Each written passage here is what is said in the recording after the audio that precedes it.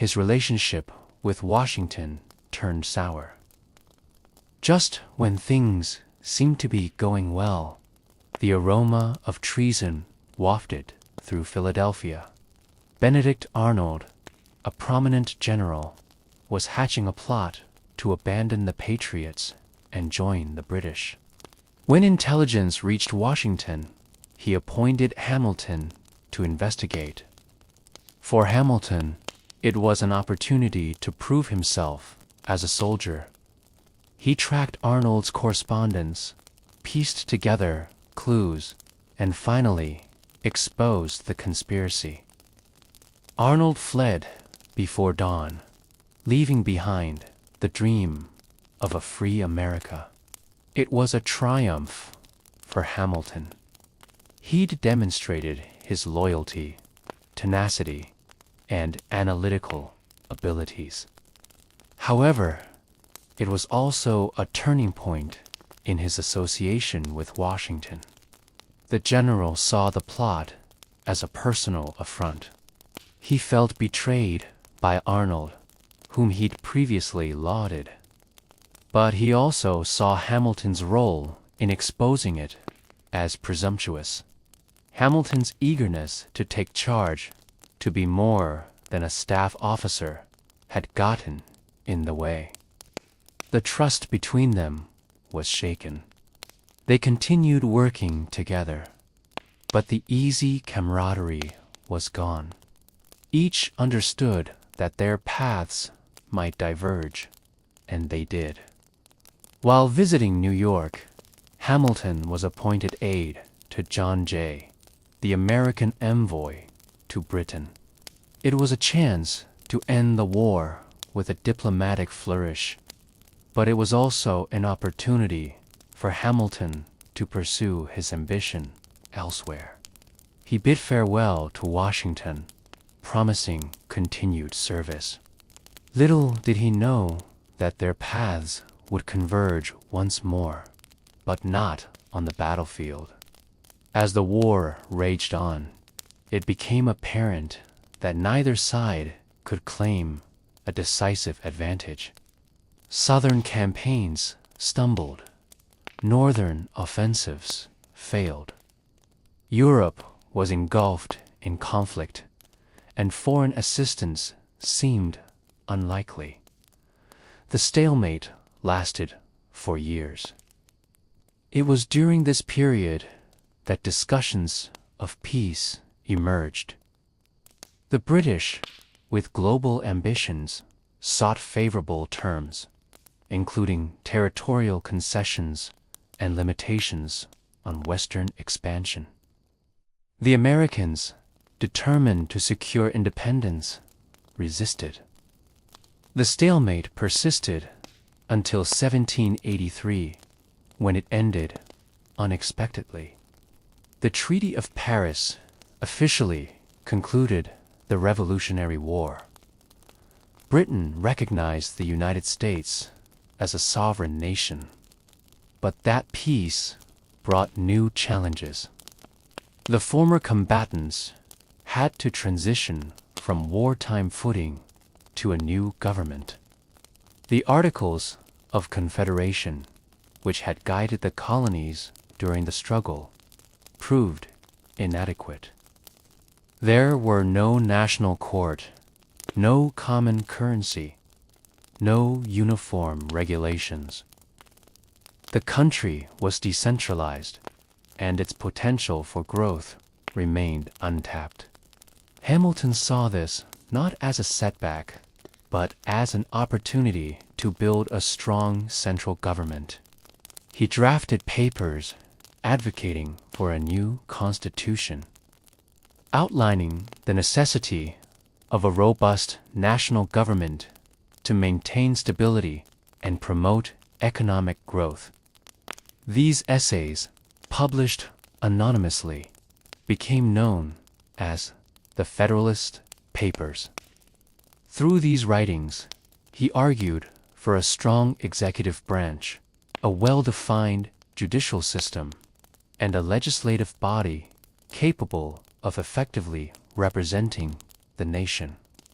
The collection, Corrigan, with James Madison and John Jay, played a pivotal role in persuading states to ratify the U.S. Constitution, with a foundation for a new government established.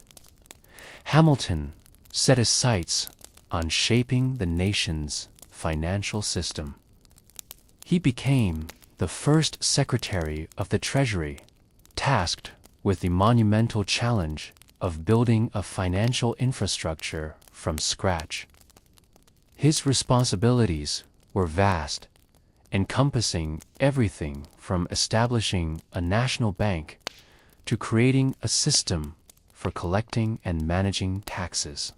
It was a daunting task, but Hamilton approached it with characteristic zeal. He advocated for a national bank, arguing that it would foster economic growth and stabilize the currency. He proposed the establishment of a mint to produce standardized coins and paper currency backed by the government. Hamilton's policies were not without controversy. Some, particularly Thomas Jefferson, feared that such measures would concentrate too much power in the hands of the federal government. But Hamilton, undeterred, pressed ahead. His vision was of a nation not shackled by the debts of the past, but poised for growth and prosperity under a unified financial system. He set about creating that future. However, as he consolidated financial institutions, minted coins, and laid the groundwork for an economic boom, a storm was brewing on the horizon, threatening to engulf his legacy. He had made formidable enemies. The cornerstone of Hamilton's financial plan was the establishment of a national bank. However, this proposal encountered vehement opposition from Thomas Jefferson, his former ally in the fight for independence. Jefferson viewed the bank as a threat to the agrarian interests he represented, fearing that it would give undue power to wealthy elites in urban centers. The debate over the bank became a microcosm of the broader political divide emerging between the two parties. Jefferson's Democratic Republicans championed states' rights and an agrarian economy. Hamilton's Federalists advocated for a strong central government and the development of commercial interests. As the political divide widened, so did the animosity between Hamilton and Jefferson. What had once been a disagreement over policy became a personal feud. Each man saw the other as an obstacle to be defeated, not an ally to be respected. Their rivalry colored their every interaction. Every policy proposal became a battleground, every speech a platform for denunciation. But the animosity between them was more than just political. It was also personal. Their backgrounds, their values, their very outlooks on life were at odds. Hamilton, the self-made orphan, believed in the transformative power of hard work and ambition. Jefferson, the product of Virginia's elite, championed the rights of property owners and the importance of preserving a decentralized government. The clash between these two titans was not merely a political disagreement. It was a clash of civilizations, a battle between two visions of America.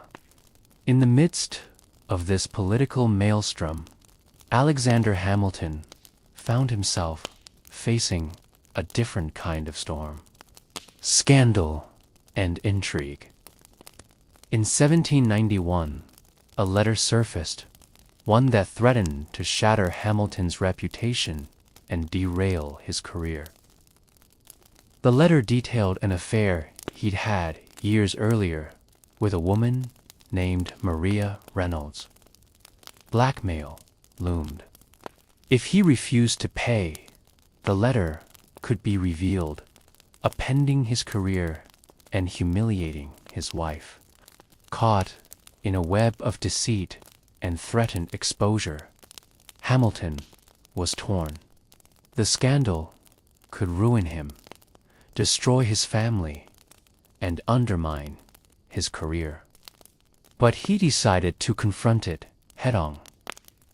But his accuser had other plans. Once the payments stopped, the accusations grew, painting a picture of a man leading a double life. Hamilton found himself trapped, unable to defend himself without confirming the scandal. So he did something unprecedented. He published a public confession, admitting the affair, but denying wrongdoing. He called it a momentary impropriety, the product of youthful indiscretion. It was a bold move, but it worked. The public, taken aback by his openness, rallied around him. His colleagues in the cabinet, though initially shocked, stood by him. His reputation, though tarnished, remained intact. He continued his work, driven as ever by a desire to serve his country. But the scandal had taken its toll. It showed him the fragility of his public image and the viciousness of the political arena. It was a lesson he would not soon forget. In the final act of his life, Hamilton's principles would be tested like never before. Vice President Aaron Burr, a political rival with a history of animosity toward Hamilton, challenged him to a duel. The rules were clear, and the stakes were higher. Both men knew that this was not just a fight to settle a difference of opinion. It was a battle to the death. The chosen ground was a desolate spot near Weehawken, New Jersey. The air was thick with tension as the two men faced off. Shots were fired. Hamilton was hit. He returned to New York, where he died the following day. His last words, a testament to his character and principles: "I feel like I am dying, but I don't feel any regret." In the aftermath, the nation mourned the loss of a brilliant statesman and visionary leader. The impact of his contributions to the nation's financial system, its legal framework, and its early political thought continues to resonate today. His legacy, a blend of achievement and controversy, serves as a reminder of the complexities of the men who shape our history.